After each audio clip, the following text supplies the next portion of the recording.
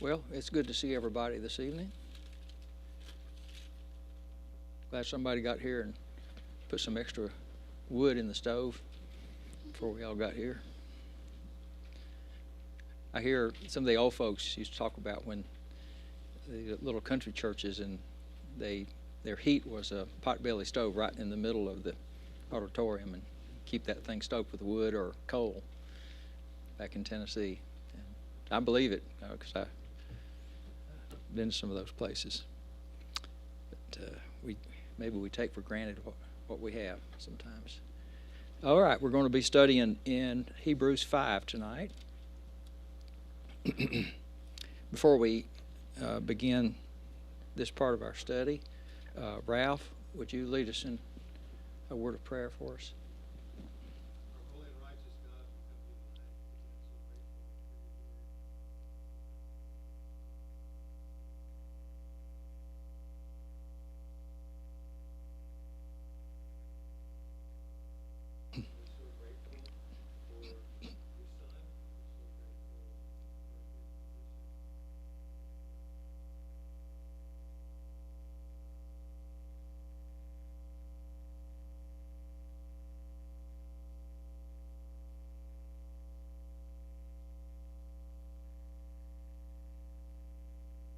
Thank you. So we started our study of this section on Sunday, where the writer is really now turning his attention to the topic of the high priesthood of Jesus. And there's going to be an interruption to this, as we know, when we get to verse 11, that all the way through the end of chapter 6, it's kind of like a digression, where he's going to talk about some of the challenges of immaturity and the need for growth on the part of his audience. And then he will take up again the subject at hand, which is the subject of Jesus as our great high priest.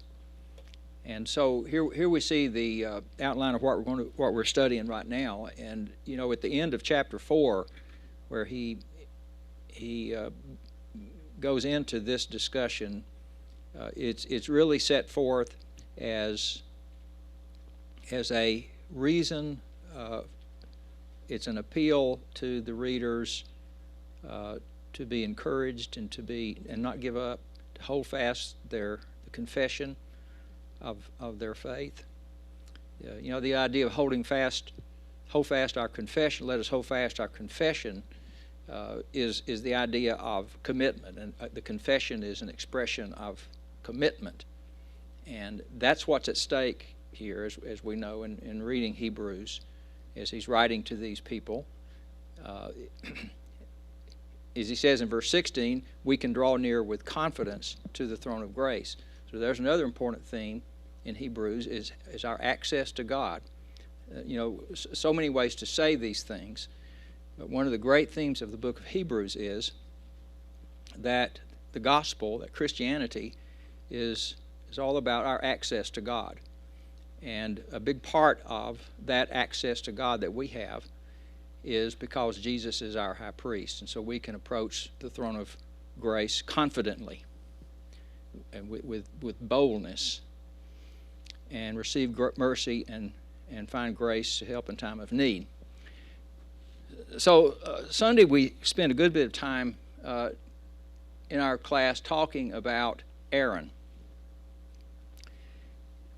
So, just to summarize in a quick review, what did we learn about Aaron in that little quick survey? What are some things that are important about Aaron? All right, so he was chosen by God. That's certainly a very important part of the discussion here in Hebrews 5, is that he says every high priest taken from among men is appointed on behalf of men. And he makes the point that in verse 4, that no one takes the honor to himself.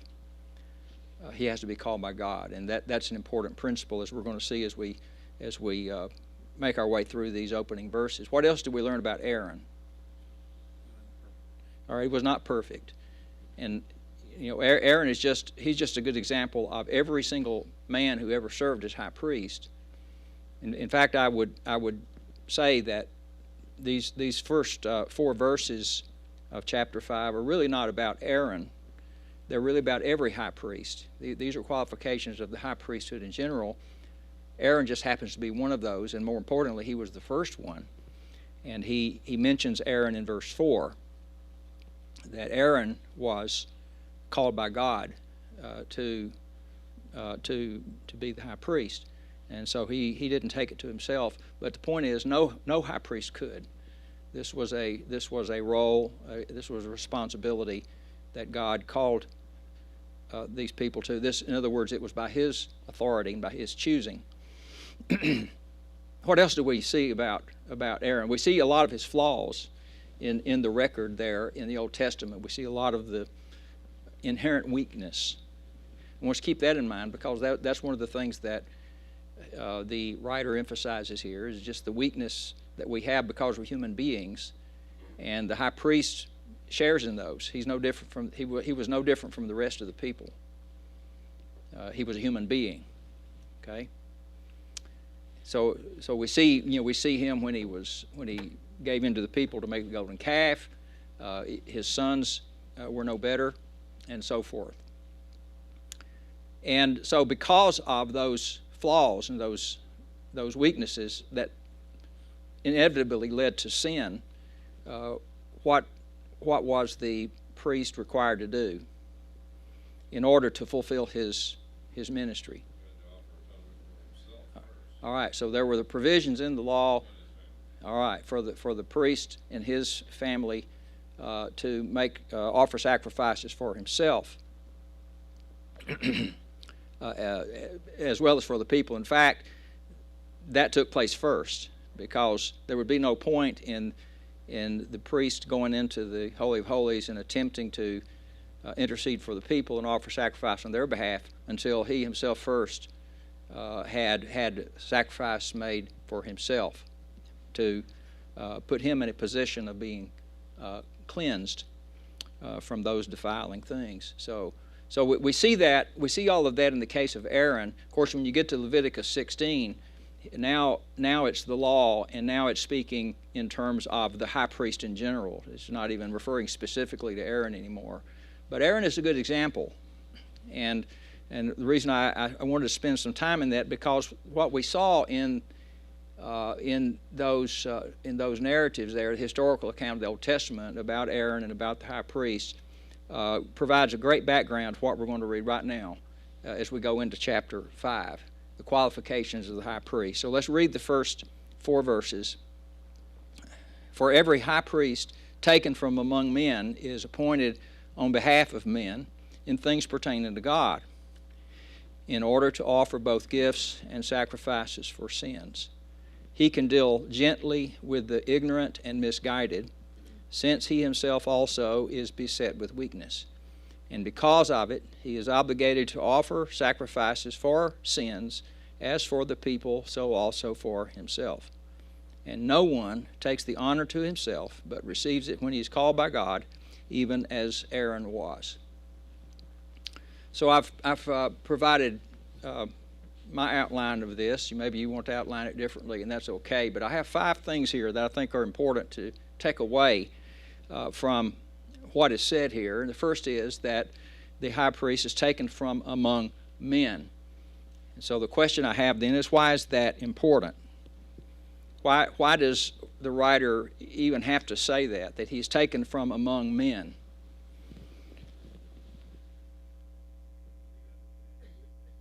All right, because by the very nature of the role that he plays, he is a representative of the people, so he's one of them.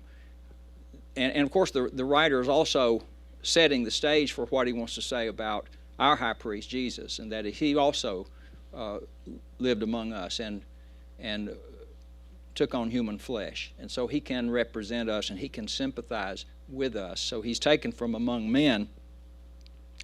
And so, we read in chapter 2 at length, the writer emphasizes the fact that Jesus became a man, he was made for a little while lower than the angels. Another great text of the New Testament on this is Philippians chapter 2. And so Paul emphasizes that although Jesus was equal with God, he did not regard his equality with God as a thing to be grasped or to be held on to, which means he was willing to divest himself of the privileges of deity. And so he took on flesh. He was made in the form of a man, it says, in the form of a bondservant, even to the point of death on the cross. All of which are things that are being emphasized here in this text. The second thing I have here is that he was appointed on behalf of men. On behalf of men. So what was the primary function of the high priest?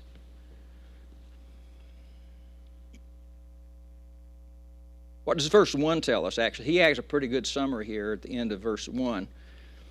So these were things pertaining to God, he says. He's appointed on behalf of men and things pertaining to God in order to offer both gifts and sacrifices for sins. And so that's a real brief, concise way of really kind of summing up all of those many, many things that the high priest did. There were a lot of details involved in that. And you start, boring down and looking at all the various things that the high priest did, but that's really what it all came down to, right? And so the purpose of the priesthood was to minister to the people. So he says he was appointed on behalf of men. That's why he had to be a man, to minister to the people by representing them before God, to offer sacrifices. And he says that this was in order to offer both gifts and sacrifices for sins. Now, the phrase gifts and sacrifices is a phrase that's found several other times in the book of Hebrews. For instance, in chapter 7 and verse 27, he uses that phrase. Sacrifices. He offered up sacrifices there once and for all. That's not the one I'm looking for. Let's see. In chapter 7, in chapter 10, verse 12, he talks about sacrifices for sins. Chapter 11 and verse 4, he talks about Abel offering a better sacrifice to God, but then it says God testified about his gifts. So on one hand, most people would say that to say gifts and sacrifices is just sort of a general way of talking about all the different kinds of offerings. It's just kind of a generic term, and in a lot of the places where those two phrases where that phrase is found, is not really making a distinction. Having said that, there is a difference that we might at least want to think about for a moment, and that is that there were those sacrifices that were voluntary, sometimes called free will offerings in the law of Moses, that anybody could offer those any time, there was no set time, nor was there any set requirement attached to those. On the other hand, there were others, of course, that were mandatory. They were required because of sin, and they had to be done by a certain person at a certain time in a certain way, and all those kinds of things. And so it may be that it's not only is this a phrase to kind of say all the different things that the high priest did, all the various gifts and sacrifices, but to make a distinction between those two different types. Those that were gifts, they were free will offerings, as opposed to those that were mandatory, required because of sin. Having said that, it still comes back to the fact that this is the role of the high priest, and this is just a very brief general statement calling our attention to all those things that we can go back to the law of Moses and read about all of them in a lot more detail, right? Why did he do all that? He did all that because this was God's plan for him to be able to minister to the people, to represent them, to offer sacrifices on their behalf before God. So he stands at kind of an intermediary position between God and the people. And that's part of the answer as to why, of course, that answers why he was taken from among men, but it also answers the question, why was it necessary for him to be appointed by God? He was not only the people's representative, he was God's representative to the people. So he represented the people before God, but he also represented God before the people. He was an intermediary. So it's important to, I think, kind of keep that in mind because of what he's ready to say about Jesus. Now in verse 2 he says, he can deal gently with the ignorant and misguided, since he himself also was beset with weakness. And so, this came to our minds when we read about Aaron, for example. And just in what little bit said about Aaron in the Old Testament, we see that he made plenty of mistakes. And so we see his human frailty. He was human. And to say that, he needs, the high priest is somebody who is able to deal gently is another way of saying he can sympathize with the people he represents. And every time he would offer sacrifices for the sins of all those people, he was keenly, and I would venture to say painfully aware that he was in need of those sacrifices just as much as they were. Well, it made it more approachable by the people. Exactly. Well, we all know that case, in our work relationships or in our family, familial relationships, when you can sympathize with people because you have walked in their shoes, but it's also good for them to know that someone who is above them sympathizes, and they're able to deal gently because they make it known. Say, I understand what you're going through because I've gone through it as well. And you can think of this high priest. We don't often think of it in those terms, but he was one of them. He walked among them, and here they were. And when he wasn't busy offering sacrifices, ideally, I guess you would say, he'd be somebody that could talk to the people, and they could talk to him, and he would know the people, they would know him, and he is somebody that could, hopefully, unless he was just a very corrupt person, he could develop a relationship between himself and the people so that there was trust there, and he can sympathize with them. But we understand what he's saying because it's because he also is beset with weakness, he says. Now, he can deal with the ignorant and misguided. Let's think about that for a minute. He can deal with the ignorant and the misguided. So let's turn over to the book of Numbers, chapter 15, for a moment. And so we remember that in Numbers 15 we have reference to the fact that the law of Moses made a distinction between sins that were committed unwittingly or in ignorance or unknowingly versus those that were committed from an attitude of defiance, of willful sin or high-handedness. Different translations have it different here. And Numbers 15, about verse 22, we'll read a few of the verses here. He says, when you unwittingly fail and do not observe all these commandments which the Lord has spoken to Moses, even all that the Lord has commanded you through Moses from the day when the Lord gave commandment and onward throughout your generations, then it shall be, if it's done unintentionally, without the knowledge of the congregation, that all the congregation shall offer a bull for a burnt offering, and so forth, and a male goat for a sin offering. Then he says, verse 25, then the priest shall make atonement for all the congregation of the sons of Israel, and they'll be forgiven, for it was an error. And they have brought their offering, an offering by fire to the Lord, and their sin offering before the Lord for their error. So all the congregation of the sons of Israel will be forgiven, with the alien who sojourns among them, for it happened to them or to all the people through error. So at this point he's been kind of describing the people as a body, as corporately, as a whole, that there were sacrifices to cover sins of people because all the people were weak and they made mistakes and they were often ignorant and they were misguided and they were wayward, they stumbled. But now, verse 27, now it's a more personal, individual application of the principle. Also, if one person sins unintentionally, then he shall offer a 1-year-old female goat for a sin offering. The priest shall make atonement before the Lord for the person who goes astray when he sins unintentionally, making atonement for him that he may be forgiven. You shall have one law for him who does anything unintentionally, for him who is native among the sons of Israel, and for the alien who sojourns among them.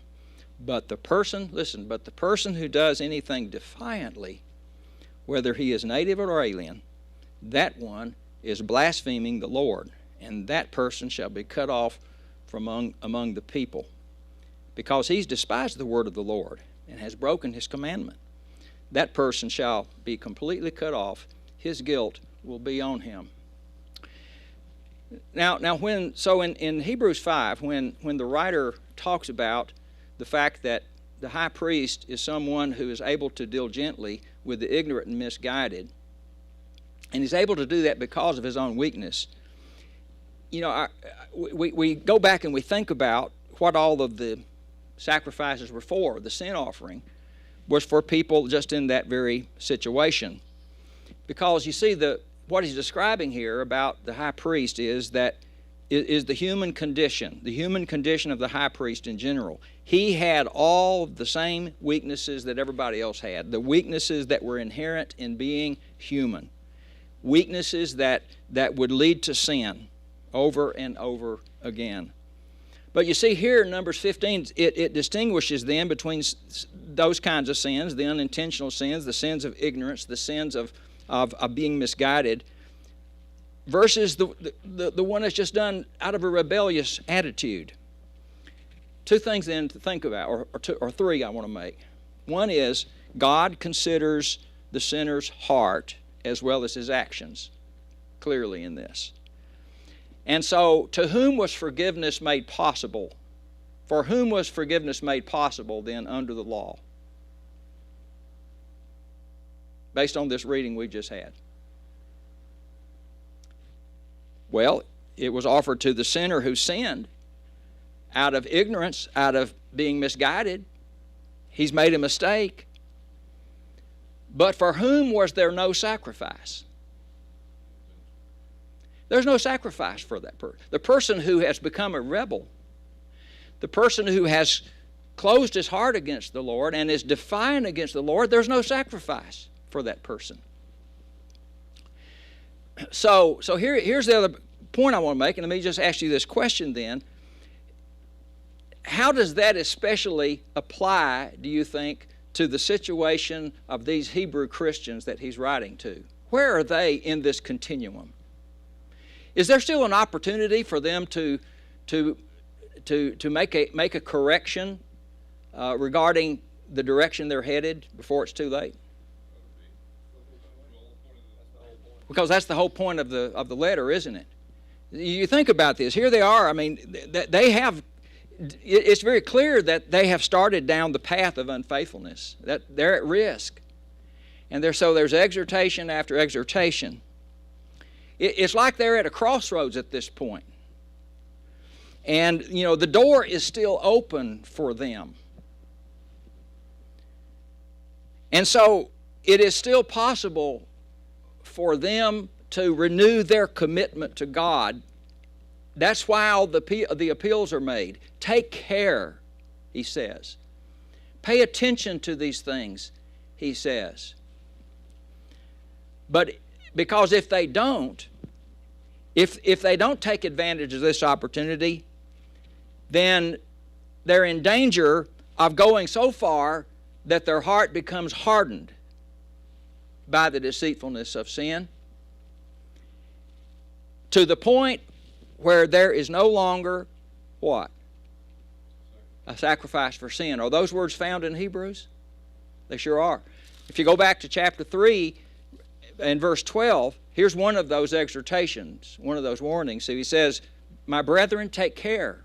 See, he's appealing to them because there's still hope for them. They haven't gone so far that they're beyond hope. Take care that there not be in any one of you an evil, unbelieving heart that falls away from the living God. But he says, but encourage one another day after day, as long as it's still called today, so that none of you will be hardened by the deceitfulness of sin. We need to make a correction now before you go too far. And you reach that point of virtual no return. If you go to the very next chapter here from where we are in chapter 6, here's a very strong statement. He talks about people that had once been enlightened and had tasted the heavenly gift. They'd been made partakers of the Holy Spirit, and they've tasted the good word of God and the powers of the age to come. In other words, they've experienced salvation through Christ. But then they have fallen away. How far have they fallen? In this hypothetical that he's describing here. How far is it possible for people to fall?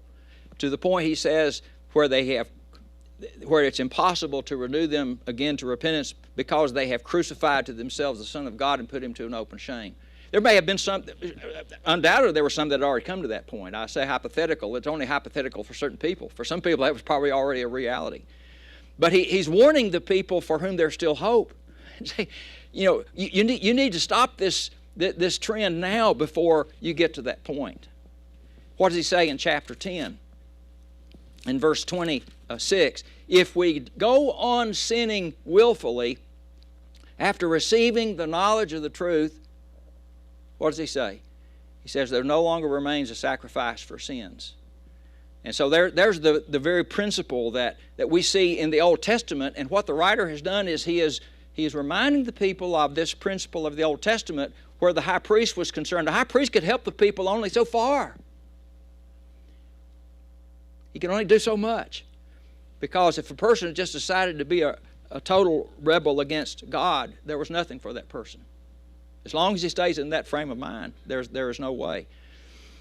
So I submit that to us for us to think about, because it's important in the overall appeal, I think, that the writer is making here to these Christians. As you know, clearly Jesus is going to be presented in just a moment as a high priest that it not only meets all of these qualifications but far exceeds them. But the same principle is going to apply if we, as he says, if we go so far in our rebellion that our heart becomes hardened, there's nothing left. There's no longer a sacrifice for sin. Comments, questions about this? Oh, it sure does. Yeah, it really does. It really does. Yeah. I mean, that's kind of the theme of Hebrews in a way, isn't it? It's a very clear and present danger.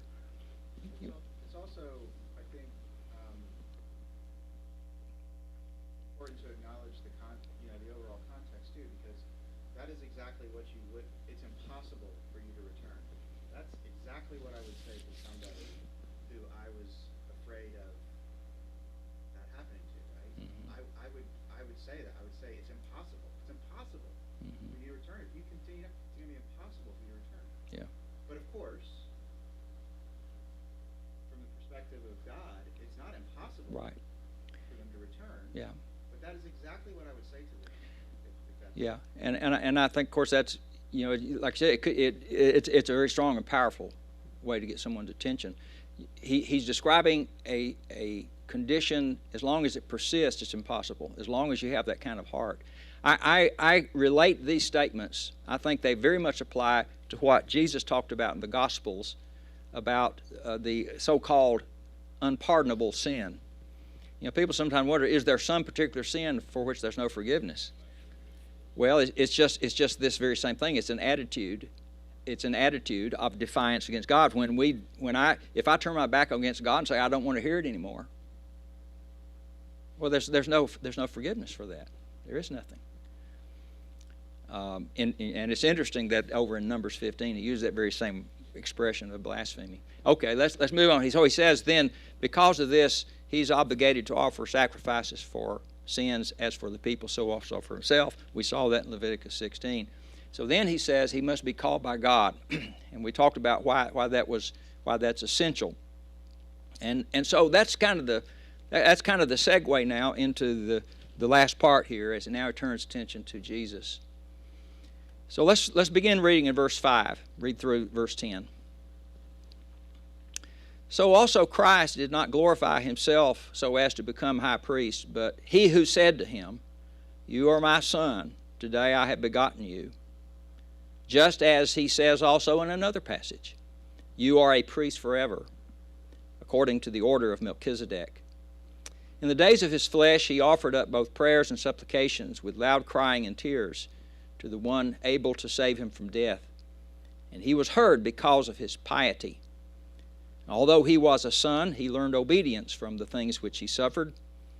And having been made perfect, he became to all those who obey him the source of eternal salvation, being designated by God as a high priest according to the order of Melchizedek.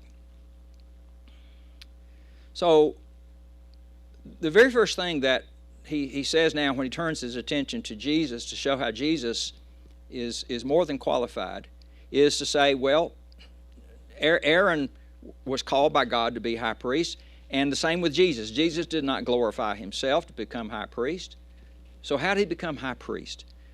To answer the question, he quotes from two of the Psalms. The first one is Psalm 2, and the second one is Psalm 110. So in Psalm 2, both of these, by the way, both of these Psalms have been quoted already in Hebrews over in chapter 1. And in verse 5, where he quotes from Psalm 2, "You are my son, today have I begotten you," and in verse 13, where he quotes from Psalm 110, "Sit at my right hand until I make your enemies a footstool for your feet." In that context, what he's doing, he's using these two Psalms to make the point that Jesus is greater than the angels. He is superior to them because those things were never said to any angel. They were only said concerning the Messiah. Now he's using them again to make the point that Jesus was appointed by God to be a high priest. So look at these two. What he does in both of these is this is the Father addressing himself directly to the Messiah. He is saying you in the second person. So Christ did not glorify himself to be high priest, but he who said to him, who said this? God did, the Father. He addresses the Messiah directly. "You are my son. Today I have begotten you." You are my son. So first thing he wants to do is to emphasize that, he's the Son of God. And remember, I think we talked about this when we looked at chapter 1 and saw this text quoted, is that Psalm 2 is very clearly a coronation psalm. It was a psalm that had to do with the appointment, the anointing of the king. The king is anointed by God. And so when the king is anointed by God, then the psalmist says, God says, "Today I have begotten you." So the king was regarded, figuratively speaking, to be God's son. Well, of course, Psalm 2 is being applied to the Messiah. It is a messianic psalm. Yes, it applied in some way to the king, but more importantly, applies to the Messiah. And that's what he's saying here, is this psalm applies to the Messiah. I have begotten you, and that is because of his exalted position at the right hand of God. He's been exalted ever since his resurrection, his exalted position. He is exalted by God. Then look at the next one, Psalm 110, verse 4, there in verse 6. Again, he says in another passage, "You are a priest forever." So again, God is addressing the Messiah directly. You are a priest forever, after the order of Melchizedek. Here's the point. The same God who spoke to Christ, to the Messiah, and said to him, "You are my son," also said to him, "You are a priest forever." That's the argument that the writer is making here to convince these people that Jesus is the high priest appointed by God. They already know God has appointed him to be his son. He's declared him to be his son. Now he says, again, you are a priest forever. Called by God to be high priest. Now there's one more thing about Psalm 110. If we go over there to Psalm 110, the first four verses, first three verses are talking about the fact that he's going to be a king. I think we should look at that because that psalm just comes up more than any other in Hebrews. So the Lord says to my Lord, sit at my right hand until I make your enemies a footstool for your feet. And he talks about the strong scepter. The Lord will stretch forth your strong scepter from Zion, rule in the midst of your enemies. Your people will volunteer freely in the day of your power, in holy array from the womb of the dawn. Your youth are to you as the dew. He is a king. But then in verse 4, the Lord has sworn and will not change his mind. You are a priest forever, according to the order of Melchizedek. By the way, we'll talk about Melchizedek more when we get to chapter 7, as the writer does. But this is the first time, Psalm 110 is the first time Melchizedek's name ever been thought of in the Bible since the book of Genesis. We have that little small snippet there where he appears on the scene and we don't see him anymore until David in Psalm 110 says the Messiah is going to be a priest unlike the Levitical priesthood. He's going to be a priest of a totally different kind, and he recalls that story of Melchizedek. All right, so bear that in mind. But here's what I want to say. The idea of one person being both king and priest was unheard of throughout the entire Old Testament. Totally unheard of. It stands in contrast to the entire law of Moses. Never anywhere in Scripture were these two offices combined in one person. In fact, when the Jews read Psalm 110, they had a real big problem. They didn't know what to do with this. And they had all kinds of ways to try to explain this, except the idea that this was the Messiah and he was going to be both king and priest. So why was it such a problem for them, first of all? Why was it that they said there's no way that the king can be the priest? Well, that's all right. Two different tribes, and that was very clear. And you know, aside from that, just the fact that the law made it very clear who the high priest was supposed to be from. Now, we have some occasions there in Scripture where sometimes the king would kind of usurp his position and try to interfere and do things that was only reserved for the priest. You remember some of those stories? And how that kind of rankled people, and they were stepping out of bounds when they did that. They didn't have the right to do that. So it was a problem for the Jews, and they had ways to. You've heard of the Essenes, the sect of the Jews that associated with Qumran along the Dead Sea, where the Dead Sea Scrolls, they were associated with the Dead Sea Scrolls that were discovered in the mid-20th century. Well, they had an explanation for it, and their explanation was, they said, what are we going to do with Psalm 110? They said, here's what it must be. There are going to be two Messiahs, they said. There are going to be two Messiahs. So one of the Messiahs is going to be a king, and he's going to, of course, be from the tribe of Judah, descendant of David. The other Messiah is going to be a high priest. He's going to be a descendant of Aaron. And I share that with you just because it shows how people, they said, how can this be? How can it be in one person? Well, clearly the psalm is referring to one person when you read Psalm 110. And if we had any doubts about it, all we got to do is read Hebrews. Because he makes his whole argument around the fact that Psalm 110 is referring to the same person, the Messiah, the Christ, the promised Christ, would be both king and priest. So what does that tell us? I would suggest to you, many of the messianic passages of the Old Testament, many of the prophecies, including messianic psalms, had a double meaning. There was always that historical, immediate sense, and then there was a spiritual sense when it was foreshadowing the Messiah to come.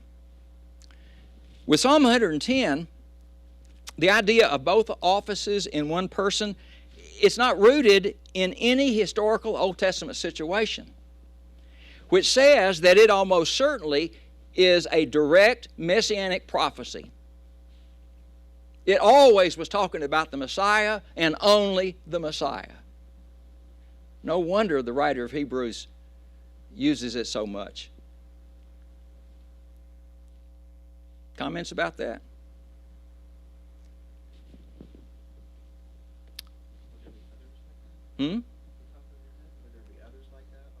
Other psalms? The prophecies. It would only apply. Well, I don't know for sure. You know, people have debated, for example, Psalm 16, it talks about the resurrection. Peter quotes it on Pentecost. So the question is, was there a sense in which that applied to David in his day, but also applied to the Messiah? Well, that's debatable. You know, that could be another one too. Depends on what we decide when we study that. Jesus' own ministry and his Yeah. resetting of the expectation of what the kingdom would be. Yeah. People thought the kingdom was going to be Yeah. a liberal kingdom, Yeah. restoration of David, Yeah. restoration of the liberal throne, overthrow of the Romans, we're back in charge. And everything in Jesus' ministry turned everything upside down. Yeah. First to be last, last to be first. Right. Yeah. Poor shall be uplifted, everything practically about Jesus' ministry. Oh, That yeah. way. Very, very, very true. Yeah. Let's make one more observation or two before our clock runs out. So verse 7 talks about the fact that Jesus experienced suffering. And when he describes what he experienced in the days of his flesh, he says in verse 7, it is a description that takes our minds to the Garden of Gethsemane. So he says, what did he do? He offered up both prayers and supplication with loud crying and tears to the one able to save him from death, and he was heard because of his piety. You know, sometimes people have asked the question, well, if he was heard, then did God really answer his prayer, or did he not answer his prayer? When Jesus prayed in the garden, what did he pray? Yeah, so he's on one he's praying, let this cup pass from me, but he says, not my will, but your will be done. And he kept doing that. And of course, the text makes it very clear that he was in deep, deep anguish. I mean, so what he's describing here fits that perfectly. Loud crying and tears. He's calling out to God. And it says he was heard because of his piety. Well, what does that mean? I think the key to this here is when it says he was heard, that God heard him, is that it's based on his piety. Piety means his reverence and his devotion to God. His piety means the godly fear that left everything up to the will of God. He said, your will be done. That's his godly fear. That's his piety. And so God's answer to his prayer was to allow him to suffer and die. That was his answer. That was his answer. And the reason that was his answer is because that experience is part of what he learned. Though he was a son, he learned obedience from the things which he suffered. That's part of what made him the perfect high priest. It made him fully sympathetic. Is that he's not even talking about being tempted to sin here. He's talking about the human situation of just having to suffer so much anguish, even to the point of suffering death. And he knew what awaited for him. By the way, you know, in John 17, in his prayer, as he begins that prayer, it's just a few hours before he goes over to Gethsemane, across the Kidron to Gethsemane. He's praying, and the first thing he prays is, Father, my hour has come. Glorify me. Glorify me. Well, what's he referring to when he says glorify me? He's talking about his death.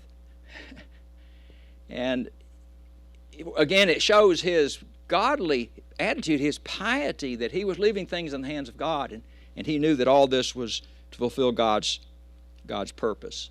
Well, that's a good place for us to stop, and we'll pick that up on Sunday morning. Thank you all very much.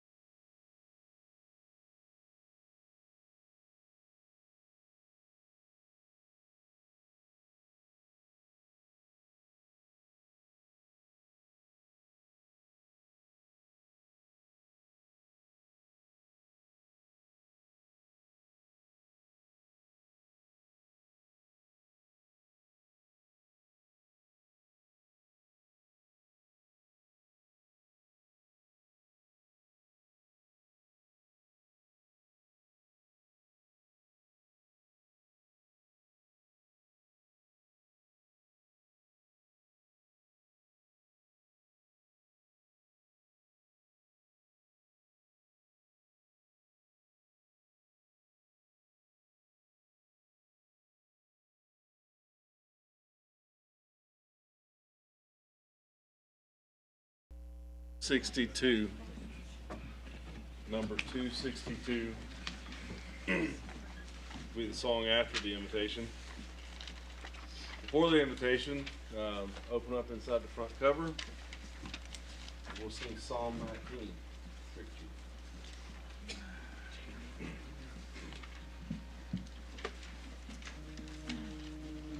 The law of the Lord is perfect, converting the soul.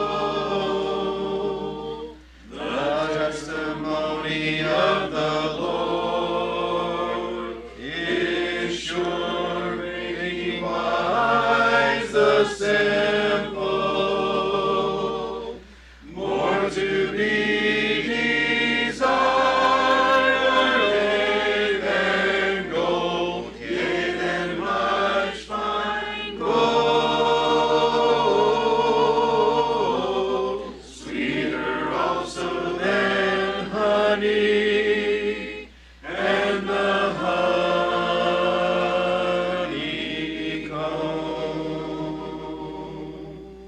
The statutes of the Lord are right, rejoicing the heart.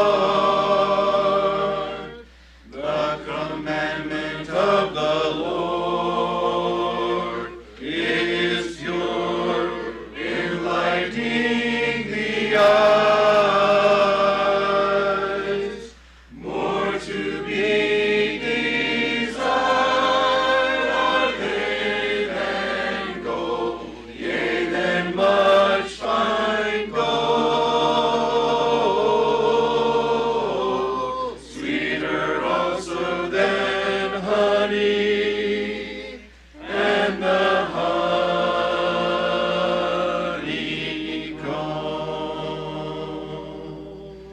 The fear of the Lord is clean, enduring forever. The judgments of the Lord are true and righteous altogether. More to be desired are they than gold, yea, than much fine gold. Sweeter also than honey, and the honeycomb.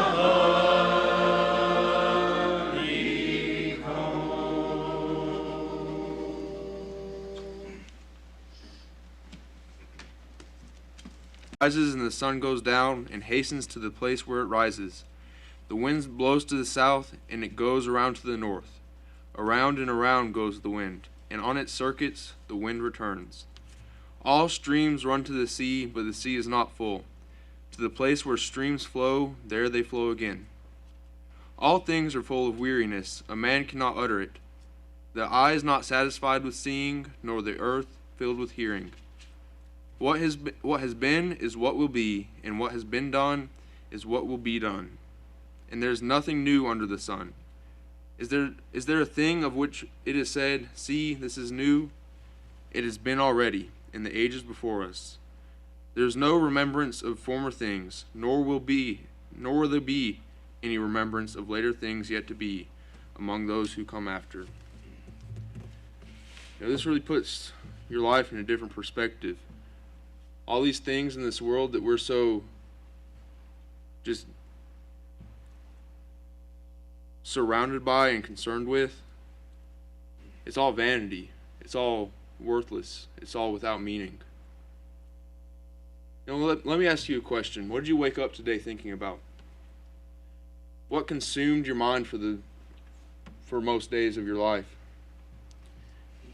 I know a lot of people are thinking about political change right now and how it can affect their lives, or they're thinking about how the stock market's going crazy and I'm going to lose any money, or maybe I can get in and I can make some money. Well, that's just a distraction from what's truly important. If you want to turn to James 5,